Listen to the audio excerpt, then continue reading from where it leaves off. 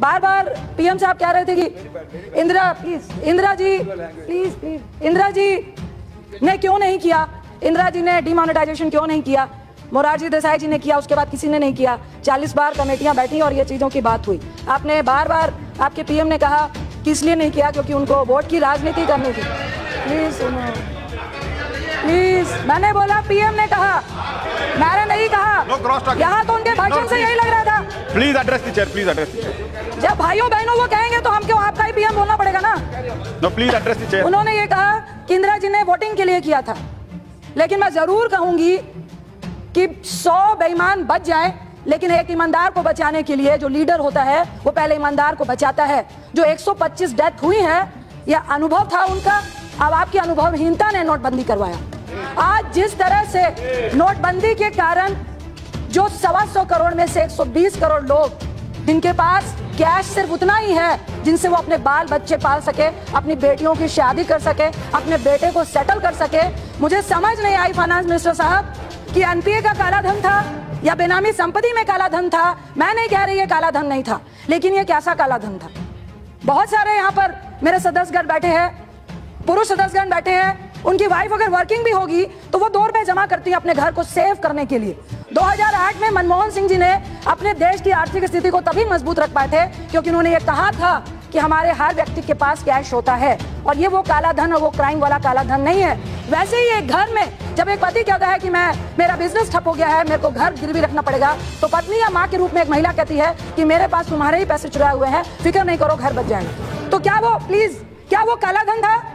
मैं आपसे पूछती हूँ, हमारे देश में एक बहुत बड़ी कुरीति है दहेज। एक 10,000 कमाने वाला व्यक्ति एक टीचर से अपने बेटी का ब्याह करता है, खासकर यूपी, बिहार में, बंगाल में, तो कहता है भैया मेरे को 10 लाख देने हैं। मैं मोदी जी से रिक्वेस्ट करूंगी कि हम तो सारी पेमेंट चेक में डाल देंगे, महिलाओं ने भी डाल दी है, क्या प्रधानमंत्री और आपकी गवर्नमेंट जब तिलक लगता है तो वो चेक देंगे क्या? उस लड़के को देंगे क्या? उस बेटी की शादी कराएंगे क्या? अगर नहीं करा सकते तो कोई राइट नहीं था। अगर आप कुरीतियों को खत्म नहीं कर सकते तो सिर्फ एग्जाम्पल दूंगी, इंदिरा जी ने वोटिंग के लिए नहीं, आपने वोटिंग के लिए क्यों किया? 15 लाख 15 लाख 15 लाख स्विस बैंक से तो आए नहीं, तो अब क्या करें? आपकी तो जुमलों की सरकार है, तो उसको कैसे खत्म करें? तो ऐसा करते हैं, खेत में आग लगा देते हैं। कैसे? 125 करोड़ एक खेत में, जब खेती गंदे नाले के पानी से खराब हो रही होती है तो किसान क्या करता है? मेड़ काटता है और गंदे नाले के जो नाला है उसको बंद करता है। आपने क्या किया? गंदे नाले को, पानी को बंद कर देंगे तो फाइनेंस कहां से होगा? में पैसा कहां से देगा? पैसा कहां से देगा? अंदर दिया। लेकिन लोगों को तो बताना है, लोगों को तो बताना है कि हम काला धन लाने के प्रयास में हैं। तो पूरे देश को, प्लीज सुनो, पूरे देश को लाइनों में खड़ा कर दो और फिर एक बार लोगों को मूर्ख बनाओ। प्लीज 2 मिनट और प्लीज लोगों को गुमराह करो कि देखो हम तो काला धन लाने का प्रयास कर रहे हैं, इसलिए stand up India, but where, लाइनों में खड़े हो जाओ, सुसाइड कर लो। और हमारा मंत्री कहेगा यही चोर है जो लाइनों में खड़े हैं। ये मैं नहीं कह रही, आपके मिनिस्टर ने कहा। मैं आपसे पूछती हूँ, दर्जी के पास आप कपड़े सिलाने जाते हैं तो दर्जी क्या करता है? पहले नाप लेता है या कपड़े सिल देता है? दर्जी पहले नाप लेता है फिर कपड़े सिलता है। आपने पहले नोटबंदी की, फिर एटीएम का नाप लेते फिर रहे थे, इसलिए लोग लाइनों में खड़े हुए थे। मैं अपना नहीं, जो अर्थशास्त्री हैं उनका एग्जाम्पल देती हूँ। उन्होंने कहा कि आपके सामने जो काला धन था इसको हम भी एक्सेप्ट करते हैं, लेकिन आपकी आंखों के सामने उन्होंने बैंक में अपना काला धन डाल दिया जो कम से कम ब्लैक मनी कहलाता था, आज वो व्हाइट मनी कहला रहा है। कैसे? बड़े उद्योगपति, 2000 एम्प्लॉइज हैं। शायद मैं बहुत पढ़ी लिखी नहीं हूं, मुझे समझ नहीं आ रहा, लेकिन लोग ये कह रहे हैं और ये फैक्ट है। और प्रोफेसर अरुण जी ने भी कहा कि उन्होंने 6 मंथ की तनख्वाह दे दी अपने एम्प्लॉइज को। एम्प्लॉइज मोदी जी से तो कहने जाएंगे नहीं, क्योंकि मोदी जी पेट में भोजन नहीं दे रहा है, उनका बॉस उनको भोजन दे रहा है। अगर उसकी 50,000 20,000 तनख्वाह है और 6,000 उसको एडवांस दे दिया तो सारे पुराने नोट 2.5 लाख 2.5 लाख 2.5 लाख तो उसने जमा कर दिए। अब जो उसको नए नोट आएंगे तो वो मालिक ने अपने, कम से कम उनका अंदाजा है कि 2.5 से 3 लाख करोड़ रुपए आपकी नजरों के सामने बैंक में वाइट हो गए। और आप कहते हैं कि हम जनधन अकाउंट से निकालेंगे।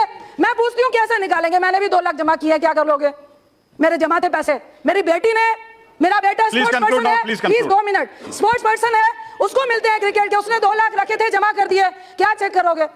जनधन अकाउंट की बात करता हूं, मैं एक एग्जांपल देती हूं फाइनेंस मिनिस्टर साहब। मुझे एक व्यक्ति ने गांव के कहा कि मेरे पास एक व्यक्ति 1 करोड़ लेके आया और कहा कि भाई गांव के मुखिया को कि 1 करोड़ वाइट करना है, 80 मुझे दे देना, 20 को सेट कर दो। सारे गांव के लोग बैठ गए, कहा भाई ऐसी बात है कि 20 लाख हम लोग को मिल जाएंगे और 80 उनको देना है। सारा गांव मान गया, क्योंकि मिनिस्टर साहब गांव के लोग बेईमान नहीं होते। और जब इतना करप्शन है तो लोग कहते हैं भैया मुझे जनधन में 5,000 मिल रहा है, 80 लाख निकाल के दे देंगे, 20 लाख हम सब बांट लेंगे। तो जनधन अकाउंट में भी ऐसे वाइट हो गया और आप कुछ नहीं कर पाओगे। आप कह रहे हो टैक्स पदाधिकारी 18 लाख बैंक को, 18 लाख बैंक को, 18 लाख बैंक के अकाउंट की जानकारी आप लोगे, लेकिन उद्योगपतियों के और बैंकों की ऑडिट आप नहीं करेंगे। आपके पास तो इतने कर्मचारी नहीं है।